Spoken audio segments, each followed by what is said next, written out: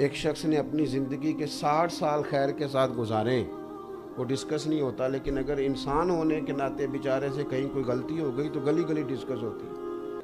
یہ مزاج ہوتا ہے، وہ بات جگہ جگہ ہوتی ہے اور احتجاج عروج پکڑ گیا ہے، بات پھیلتی جا رہی ہے۔ 3 دن سے اماں نے روٹی نہیں کھائی، جناب سعد بن ابی وقاص گھر آئے۔ تیسرے دن روز آتے تھے، کھانا کھاتے، روٹین میں آرام کرتے چلے جاتے، گھر آئے اور اپنی والدہ کی طرف دیکھا۔ نوجوانوں میری طرف دیکھو، چھوٹی چھوٹی باتوں پہ ارادے توڑ دینا اور چھوٹے چھوٹے معاملات آنے پر کمزور پڑ جانا۔ حضرت سعد بن ابی وقاص آئے، یہ نیکی کا نشہ ہے، اور اپنی والدہ کے قریب کھڑے ہو کے نا تو مسکرا کے، جوش جذبات میں نہیں، حلیمی سے، بردباری سے، ہنس کے کہنے لگے اماں تو مجھے سب سے زیادہ جانتی ہے، تجھے سب سے زیادہ پتہ ہے کہ میں کس مزاج کا ہوں، اور تجھے یہ بھی پتہ ہے کہ میں نے ڈھلنا ہوتا تو میں کب کا تیری بات میں ڈھل چکا ہوتا۔ تیری ہے ایک جان، اگر تیری 1000 بھی ہونا اور ایک ایک کر کے ساری نکل جائے تو پھر بھی میں مدینے والے رسول کا کلمہ نہیں چھوڑوں گا۔ یہ بات طے ہو گئی، اور تو جانتی ہے اس بات کو، میرے ارادوں کو، تو کہ تو مجھے سب سے زیادہ جانتی ہے، تو نے مجھے جانا ہے۔ حضرت سعد یہ دھیمے انداز میں جملے ارشاد فرما کر کے وہاں سے نکل گئے۔ اماں جی نے اسی وقت اٹھ کے نا باورچی خانے کا رخ کیا، روٹی لی اور کھانا کھایا۔ لوگ کہنے لگے آپ تو بالکل فوراً ہی مان گئی، کہنے لگی مان نہیں گئی، میرا پتر ہے، میں نے پیدا کیا، جو کہہ کے گیا بالکل ہی ٹھیک کہہ کے گیا ہے، اس لیے کہ اتنی جلدی ڈھل نہیں سکتا تھا، تھوڑا سا قبول کیا جائے اس چیز کو۔ تیسری بات یہ ہے کہ عزم مصمم یہ زندگی میں بڑا ضروری کام ہے۔ کچھ لوگ ایسے ہوتے ہیں جو رائے بڑی جلدی تبدیل کرتے ہیں، اس کا نقصان یہ ہوتا ہے کہ ان کی کوئی رائے ہی نہیں رہتی، کسی ایک رائے کے قائل نہیں ہوتے، کیونکہ روز جو رائے تبدیل کرتے ہیں۔ جو نظریاتی لوگ ہوتے ہیں نا، نظریاتی، وہ کسی خاص مزاج اور کسی خاص فکر کے لوگ ہوتے ہیں، وہ عزم مصمم والی زندگی گزارتے ہیں۔ وقت آتا ہے لوگ اس کو چیزوں کو قبول کرنا شروع کر دیتے ہیں۔ تھوڑا سا نا عزم مصمم، تھوڑا سا ارادہ، تھوڑا سا ذوق اور تھوڑا سا آگے بڑھنے کا جذبہ، یہ انسان کو طاقتور کرتا ہے۔ ہمارے ہاں نا بڑا محدود سا ہم پروگرام بناتے ہیں، مثلا گھر بنانے کا پروگرام بنا لیا ہے یا بینک بیلنس بنانے کا، یہ ٹارگٹ بڑی جلدی اچیو ہو جاتا ہے، بڑی جلدی مل جاتا ہے، اس کے بعد ہم ٹینشن میں آتے ہیں۔ آپ کو پتہ ہے ڈپریشن کے، نفسیات کے اور ٹینشن کے سب سے زیادہ امراض امیر لوگوں میں ہوتے ہیں، سب سے زیادہ مالدار لوگوں میں یہ مسئلہ ہوتا ہے۔ کیوں؟ وہ اس لیے کہ اب ان کے پاس عملاً کرنے کو کوئی کام نہیں اور سارا دن بیٹھنا ہے اور بڑی آسودگی میں آرام سے بیٹھنا ہے، تو طبیعت بڑے سکون میں ہے، تو پھر وہ ذہن الجھنا شروع ہو جاتا ہے، کوئی عملی طور پر تھکاوٹ کا سلسلہ نہیں رہتا۔ عزم مصمم ہو، زندگی میں بڑا ٹارگٹ ہو، انسان کچھ کر گزرنے کی بات کرے اور اس کی سوچ بڑی ہو، اس کا ارادہ تگڑا ہو، وہ جب بولے تو پھر وہ مضبوط بات کرے اور بڑی بات کرے، کبھی بھی کمزور بات، چھوٹی سی بات، اتنا سا کرنا ہے، یہ میرا چھوٹا سا ٹارگٹ ہے، اس پر نہ رہے۔ اقبال کہنے لگے کہ بازو تیرا توحید کی قوت سے قوی ہے، اور تیرا حدود اربع کیا ہے؟ ایک شہر، ایک ملک، کہیں سرحدوں کا کوئی جو ہے وہ حد بندی۔ فرمانے لگے نہیں، بازو تیرا توحید کی قوت سے قوی ہے، اسلام تیرا دیس ہے، کیونکہ تو مصطفی ہے، اسلام تیرا دیس ہے، سارے علاقے تیرے ہیں کیونکہ تو مسلمان ہے، زمین اللہ کی ہے اور نبوت رسول رحمت کی ہے، تو حضور کا غلام ہے۔ بڑی بات۔ آپ دیکھیے صحابہ فرماتے ہیں ہمارے لیے سب سے مشکل جو اوقات تھے وہ غزوہ خندق کے موقع پر تھے۔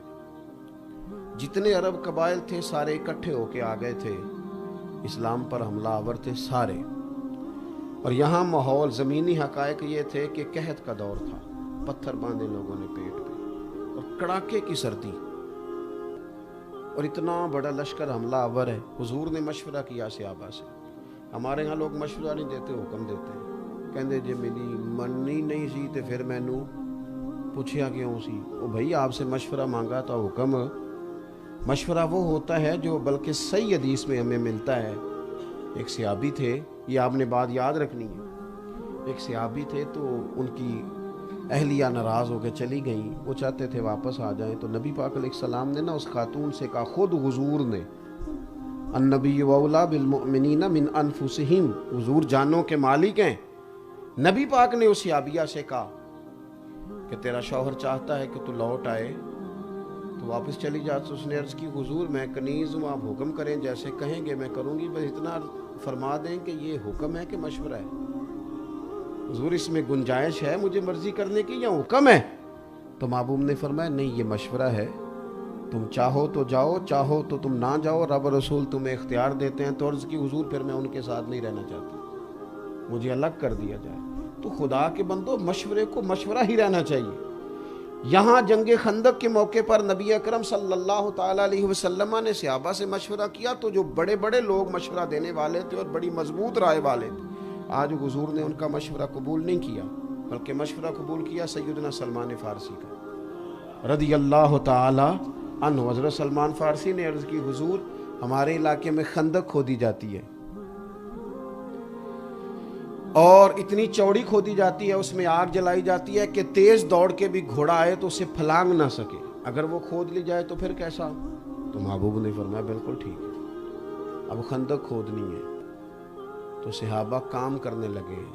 تو صرف کارکن نہیں کریں گے، صرف شاگرد مرید نہیں کریں گے، بلکہ رسول کریم نے فرمایا مجھے بھی دو کدال. اور صحابہ کہتے ہیں کہ ایک چٹان ایسی آئی، جو میرے عنوان کی بات ہے وہ بات آ گئی، ایک چٹان ایسی آئی، یہ بخاری مسلم دونوں میں حدیث موجود ہے، جو چٹان ٹوٹتی نہیں تھی ہم سے، ہم نے کوشش کی، اس پر بڑی ضربیں لگائی، نہیں ٹوٹتی تھی. فرماتے ہیں حضور فرمانے لگے مجھے دو نہ تھوڑا. محبوب اتر گئے اور عالم یہ تھا کہ ہم نے ایک ایک پتھر باندھا تھا پیٹ پر، حضور نے دو باندھے ہوئے تھے. آپ نے میری بات پر غور کرنا ہے، بھوک سے پیٹ پر پتھر باندھے گئے ہیں، سارا کفر حملہ آور ہے، کڑاکے کی سردی ہے، حالات انتہائی ظاہری طور پر صحابہ کہتے ہیں ہمارے لیے مشکلات والے ہیں، لیکن حضور کی سوچ کیا ہے، امت کو سبق کیا دے رہے ہیں.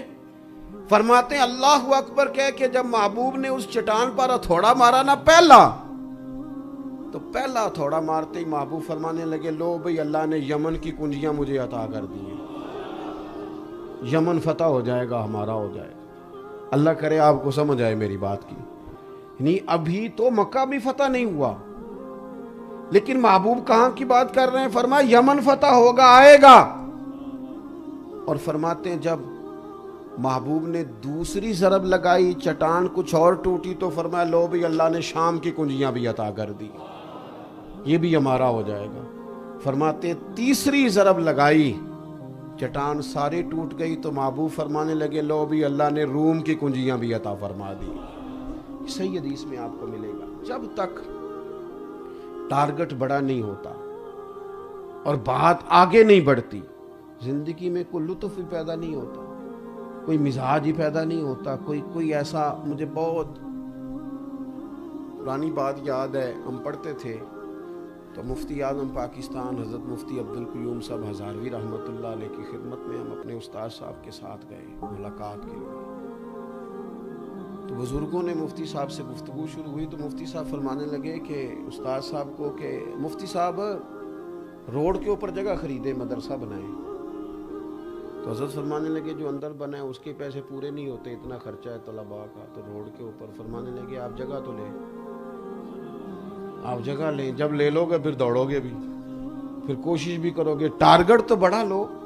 میں ان کی بات سن رہا تھا تو میں سوچ رہا تھا یار یہ کیسے لوگ ہیں کہ جو کسی کو بڑا کام، ہمارے ہاں لوگ کیا کرتے ہیں، بڑی کچی کچی باتیں کرتے ہیں، بڑی کمزور بات، کیسے ہوگا، کس طرح ہوگا، لوگ تو اوے اٹھ باندھ کمر کیوں ڈرتا ہے، پھر دیکھ خدا کیا کرتا ہے.